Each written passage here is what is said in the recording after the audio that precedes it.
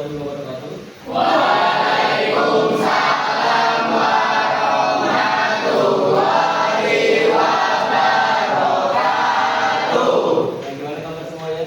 Baik. Alhamdulillah baik ya. Jadi sebelum pembelajaran silakan kelasnya didoakan terlebih dahulu. Sebelum kita memulai pelajaran hari ini, alangkah baiknya kita berdoa menurut agama dari kita masing-masing. Doa dan mati dimulai.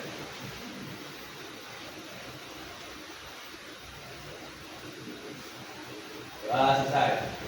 Oke baik, hari ini ada yang sedang hadir? Ada semua ya, alhamdulillah. Baru kita langsung aja masuk ke materi. Di sini ada yang pernah main media sosial? Di media sosial itu apa aja yang kalian mainin?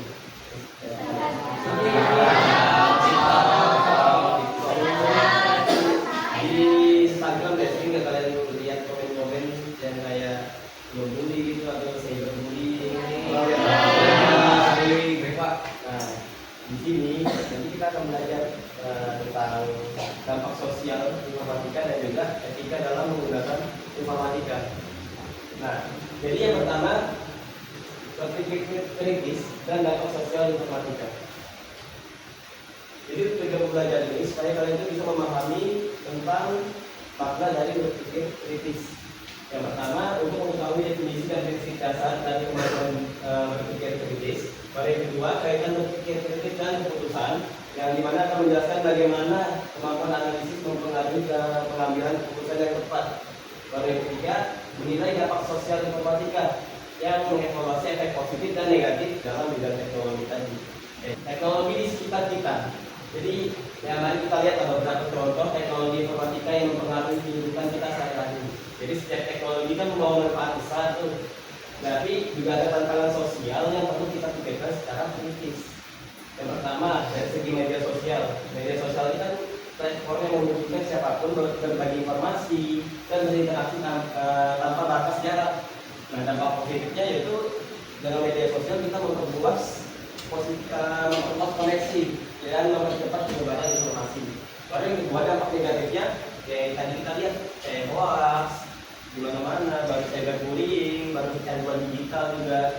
Baru yang ketiga ada cloud computing dan big data, yang dimana sistem penyimpanan dan analisis data besar di internet. Dampak positifnya ya kita bisa memudahkan kolaborasi dan analisis data secara global.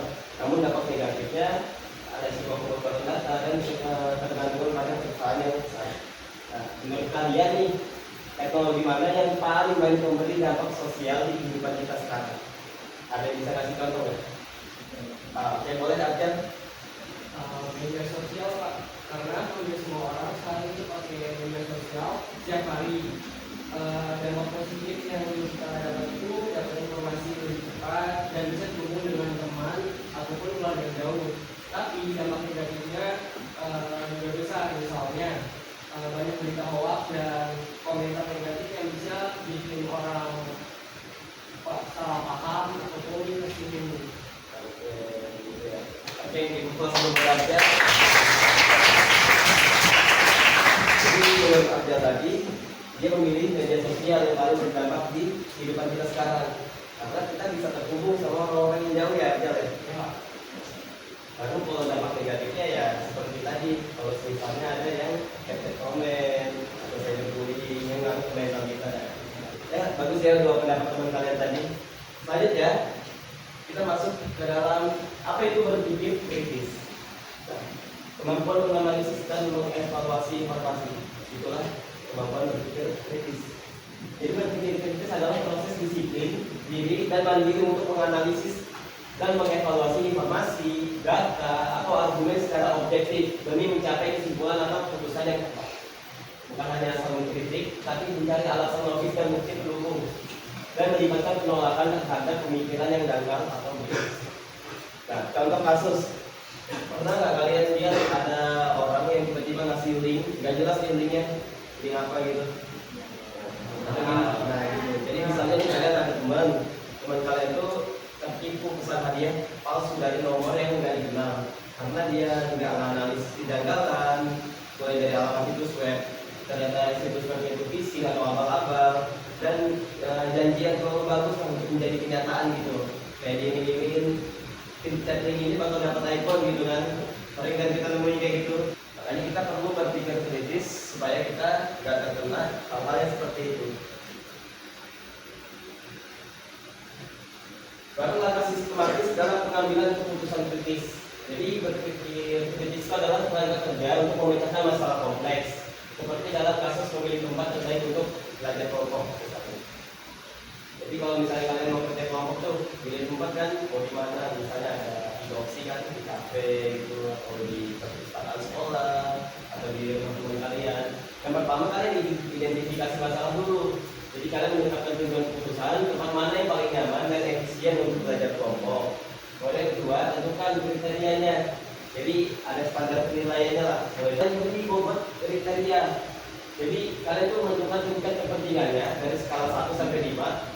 Itu seberapa penting. Misalnya kenyamanannya itu 5, wifi 4, harga 3, lokasi 2 dan dua kali kerja 1. Baru kalian langkah yang keempat itu adalah evaluasi alternatif. Jadi kalian bandingkan 3 tempat, misalnya KPA, perpustakaan sekolah, rumah teman berdasarkan kriteria dan bobotnya. Baru kalian pilih solusi yang terbaik. Jadi kalian memilih tempat dengan skor tertinggi setelah evaluasi kompetensi. Nah, jadi kalau misalnya kalian buat tabel, tabelnya itu akan seperti ini. Nah, jadi dari tabel ini kalian dapatkan semua nih kelebihan dan kekurangan dari setiap tempat. Tempat kalian pengen nongkrong tuh, misalnya.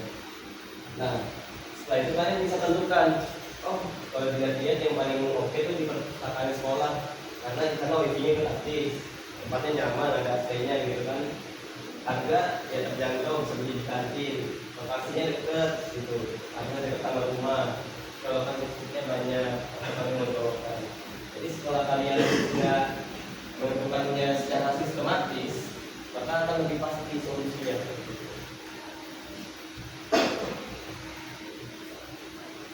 Nah, selanjutnya silakan kalian balik ke kelompoknya masing-masing. Kemarin sudah dibagikan kan kelompoknya? Silakan kalian menuju ke kelompoknya masing-masing dulu. Jadi ada seorang siswa nih memposting foto teman tanpa izin di media sosial dengan caption lucu. Nah, postingan itu tuh menjadi viral, tapi teman yang difoto itu merasa malu dan tersinggung. Nah, jadi yang harus kalian diskusikan, apakah tindakan itu etis? Lalu yang kedua, siapa yang dirugikan dan apa dampaknya terhadap teman kalian atau kepada siapapun? Dan yang ketiga, bagaimana keputusan terbaik yang bisa kalian ambil? Jadi silakan kalian diskusikan sama kelompok kalian dulu. Nanti Bapak akan minta untuk dipresentasikan. Oke, baik, ada kelompok yang sudah selesai? Ya, silakan.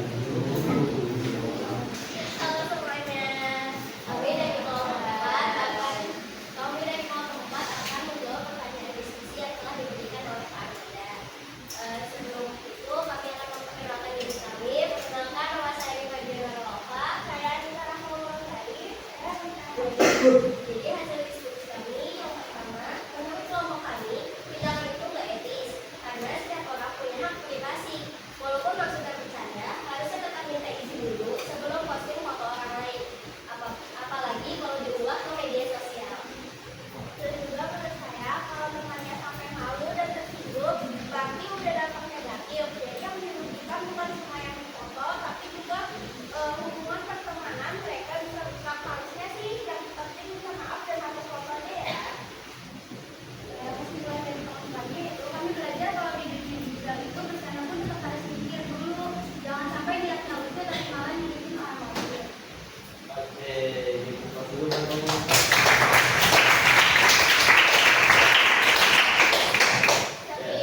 Sekian presentasi dari kelompok kami. Wassalamualaikum warahmatullahi wabarakatuh.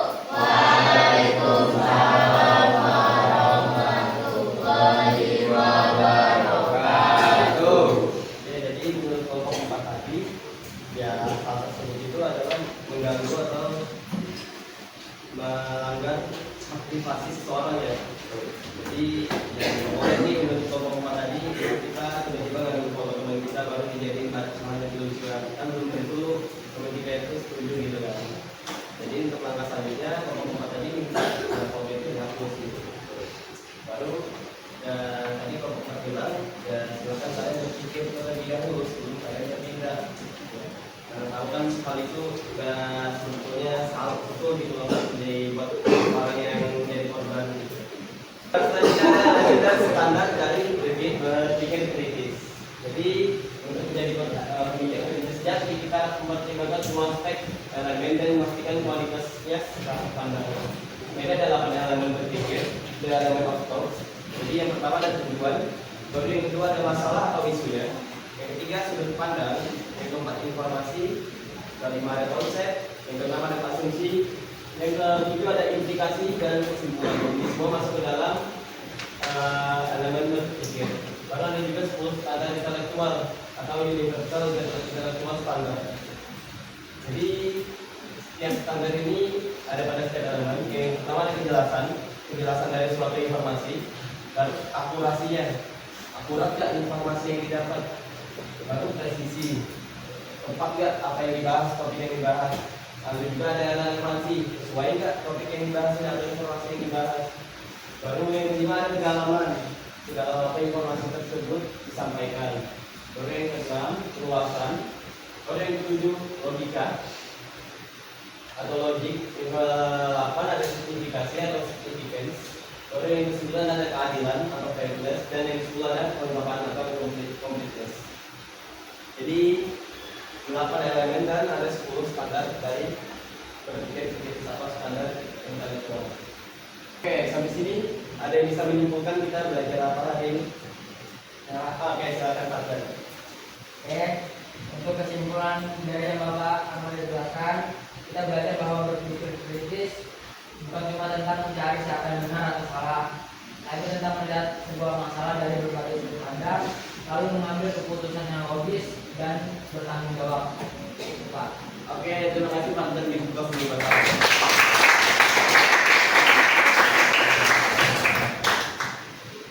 Jadi berpikir kritis tadi bukan kita mencari siapa yang benar, siapa yang salah, tapi bagaimana kita bisa menentukan keputusan yang terbaik ketika kita menghadapi suatu masalah. Baru yang terakhir ada refleksi dan penampil. Nah, jadi kan di era digital yang perlu informasi dan disinformasi, kesalahan informasi itu. Jadi berpikir kritis adalah keterampilan bertahan hidup yang penting, yang paling penting lah di sekarang. Kenapa? Jadi berpikir kritis itu penting di era digital karena dapat melindungi diri dari hoax, penipuan dan manipulasi opini. Supaya kalian itu gak mudah ditipu sama orang, data-data kalian itu tetap aman, gak bakalan dibeli orang seperti itu. Lalu yang kedua itu membuat keputusan karir dan finansial yang rasional. Dengan kalian punya kemampuan berpikir kritis, ya kalian akan lebih awareness lah atau lebih hati-hati dalam menjaga finansial atau keputusan karir kalian ke depannya. Dan yang ketiga itu menjadi warga negara yang informatif dan bertanggung jawab. Nah, jadi kalian itu kalau misalnya ada informasi, kalian pastikan dulu informasinya itu betul, jangan langsung disebarkan aja. Jadi jadilah warga negara yang informatif, tapi juga bertanggung jawab sama informasi yang kalian sampaikan. Karena melakukannya setiap hari, bagaimana Pak? Ya kalian selalu bertanya. Kalau misalnya ada informasi yang kalian dapat dari teman kalian gitu kan, informasi ini nih, kemarin kayak gini loh. Nah, kalian tuh jangan langsung terima aja informasinya. Kalian tanya, kamu tahu dari mana? Buktinya ada nggak?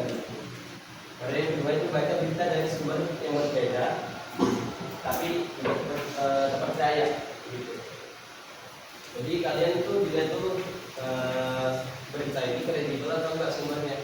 Karena itu ada aja berita-berita yang suka menggoreng atau bikin hoax lah supaya dia tuh rame. Dan itu dipastikan dulu beritanya itu betul atau tidak.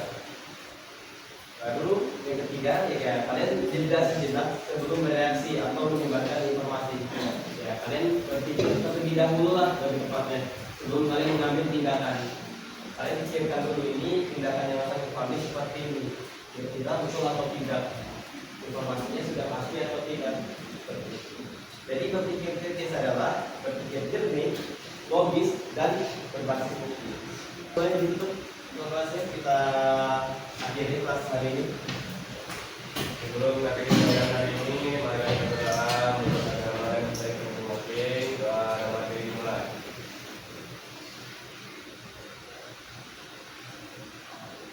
Doa